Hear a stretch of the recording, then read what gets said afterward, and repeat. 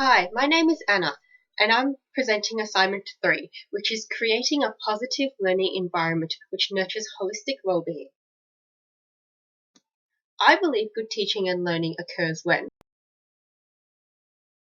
there is a good relationship between the teachers and students. A good relationship develops trust between the two parties.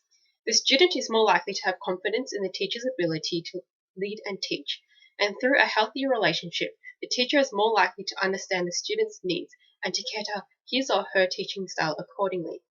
According to Hughes and Chen, a relationship plays a large role in students' development, academic motivation, engagement, and forms a social context of a learning environment. Moreover, positive and supportive relationships promote a sense of belonging and encourages cooperative participation in the classroom. When teachers can cater for mixed abilities in the classroom, students can work in a group of learners that are of similar abilities and are likely to feel less intimidated and more confident. It enables students to work at their own pace. Students who are more advanced can progress through the curriculum and feel challenged, while students less advanced can take the necessary time to progress through the curriculum. The ability to cater for diverse learning levels enriches learning for all students that will make them feel challenged without being too overwhelmed or feeling unchallenged. It creates an environment that is suitable for all students. Foster healthy and inclusive classroom discussions. Teachers can foster healthy and honest classroom discussions by making the classroom a safe place to share opinions. This is done by establishing mutual respect between teachers and students. Teachers should provide a lot of encouragement and guidance during discussion that is done in a positive way. A teacher who can foster healthy discussions where students feel open to share their thoughts and opinions create a safe, positive learning environment that is inclusive and encouraging in discussion. Teachers help students link new information with existing knowledge and interests. Effective teaching occurs when the teacher not only passes on information to the student, but is able to relate the topic to a bigger picture and real-life context.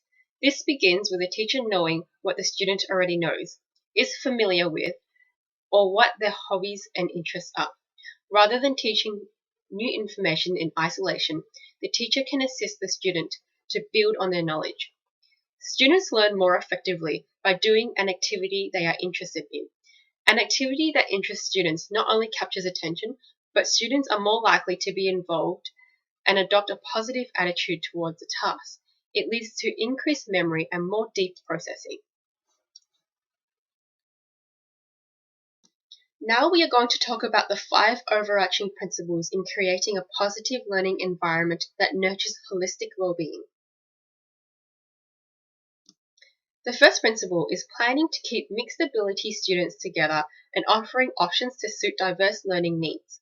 Multiple studies have shown that grouping students according to their abilities benefits high-achieving students but hinders the learning potential of lower-achieving students, because it increases the gap between high achievers and low achievers. This may be explained by many factors, such as high-achieving students being presented with advanced work and lower-achieving students doing relatively simple work that makes it harder for them to catch up. Moreover, students of lower ability groups may develop low self-esteem. It may result in students labeling themselves as either smart or not. Oakes and Wells has suggested a number of strategies that minimizes the damage streaming has on students, yet caters for a classroom of multiple abilities that includes offering task extension options, keeping task activities similar, and to provide support and strategies to students when dealing with harder content. By providing similar activities and the choice for extension tasks, it gives all students the opportunity to excel. Moreover, presenting students with harder content rather than easy content enables all students to give it a go and also give the teacher an option of cutting down work for the students who are struggling. Corner agrees with this method and adds that struggling students will need more support. Hence, this method is able to support a positive learning environment as it avoids students being labelled that may result in low self-esteem and provides all students equal opportunities. This complies with the Australian teaching standard that requires teachers to demonstrate knowledge and understanding of strategies to differentiate teaching that meets the needs of diverse learners. The downside of giving student options of extension activities is that students who are capable in doing more work may choose to be lazy and not want to take that option. This may hinder the potential of the student. Moreover, because the lower achieving students need more support and attention, other students may feel neglected. The second principle is approaching assessment as a form of learning and reflection. According to Hoy and Maggots, assessment always has an emotional impact. Highly competitive classes may be unhealthy for students who lack self-confidence and are anxious. This is particularly true when students associate their identity with the marks they receive.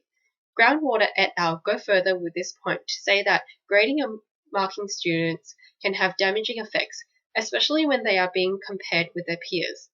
An alternative to grading students is self-assessment. This approach of assessment is a form of learning. It is a process that involves students to self-regulate, monitor, and evaluate their own learning. It is a form of learning as it encourages students to set their own learning goals. This is a good alternative to grading students rather than assigning students a mark. Students can reflect on their own learning. It highlights the idea that this method of assessment encourages students to take ownership of their learning. Moreover, self-assessment develops students' judgment skills. According to Race, this is a fundamental lifelong skill to have. This form of assessment promotes a positive learning environment as it is an alternative form of assessment that minimizes damages grading can have on students. Instead, it encourages students to be aware of what they are learning and to be in control. This is likely to boost self-esteem, responsibility, and self-confidence in the classroom. However, self-assessment may be very time-consuming and may consume valuable time students need to focus on their core subjects. Moreover, self-assessment is quite subjective, making it hard for the teacher to record performance to see whether a student is actually progressing. This principle complies with a professional standard that requires teachers to understand various assessment strategies. This use of an alternative informal form of assessment is a great way to demonstrate variety in the forms of assessment. The third principle is to develop a positive student and teacher relationship. According to Hoy and Maggots, the teacher and student relationship is the starting point to the social dynamic of the classroom. This includes student-to-student interactions and the overall culture. This is verified by Hughes and Chen that mention that student and teacher relationships form the basis of the social context of a learning environment. They mention that it has a big influence in motivation, development, and engagement in the school. Both studies highlight the idea that the student and teacher relationship is powerful and it has a big influence in the social dynamic and culture in the classroom. Townley mentions that in order to teach students to listen carefully, respect each other, cooperate, and embrace differences, teachers need to model these positive behaviors first.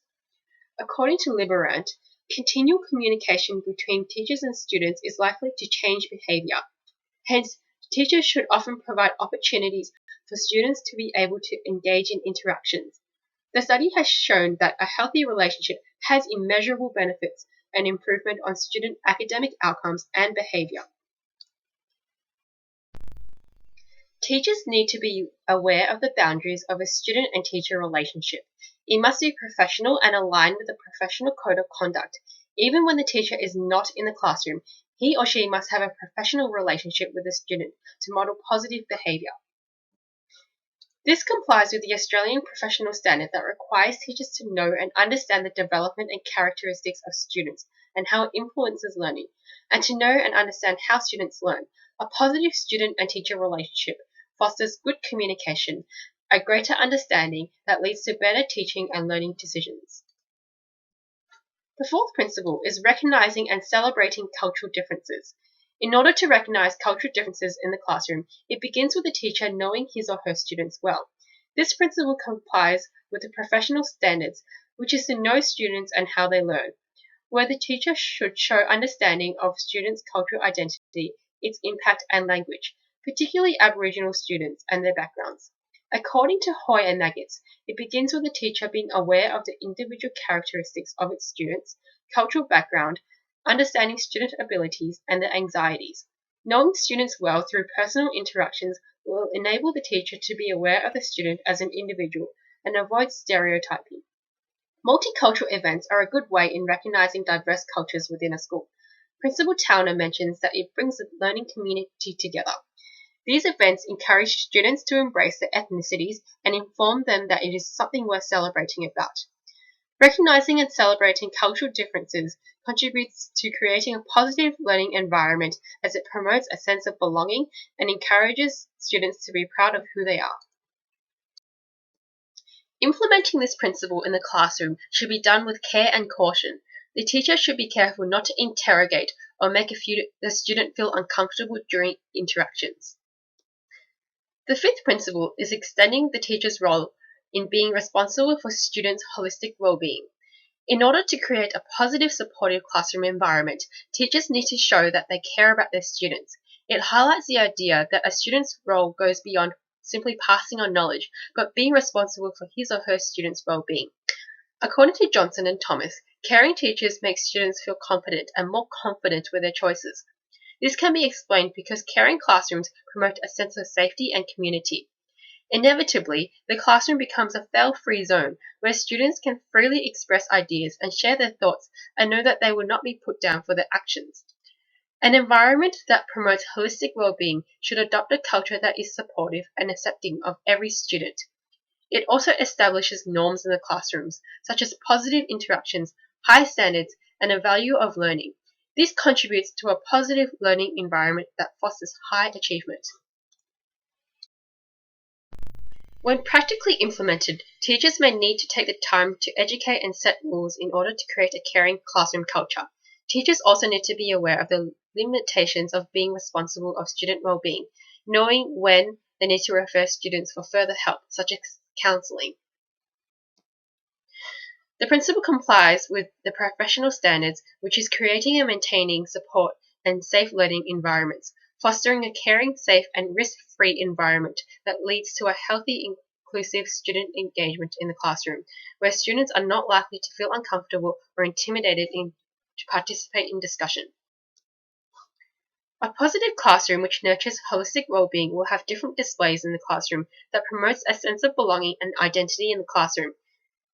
This may include student profiles that includes their interests and something unique about themselves. The classroom should be a place that celebrates students' work, achievement, and individuality. The teacher will incorporate a seating arrangement procedure that will aim to increase diverse interactions within the classroom. A fortnightly seating arrangement will be made to ensure that students have the opportunity to get to know one another and to avoid students to be exclusively committed to one group. Every fortnight, students will participate in a well-being activity, which will range from learning to eat well, stress less, fun outdoor activities, and learning about resilience. Although we are dealing with a mixed ability class, students will learn and move forward together as one whole class. Students will be given options for extension activities. In terms of assessment, they will engage in a lot of self-reflection. They will also learn about cultural differences. Students will learn to be aware of their own well-being and strategies to take care of themselves. It is expected that students show respect and accept one another's unique differences.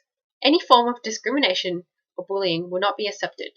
Consequences are serious and will be dealt at coordinator level. Thank you for listening to my speech.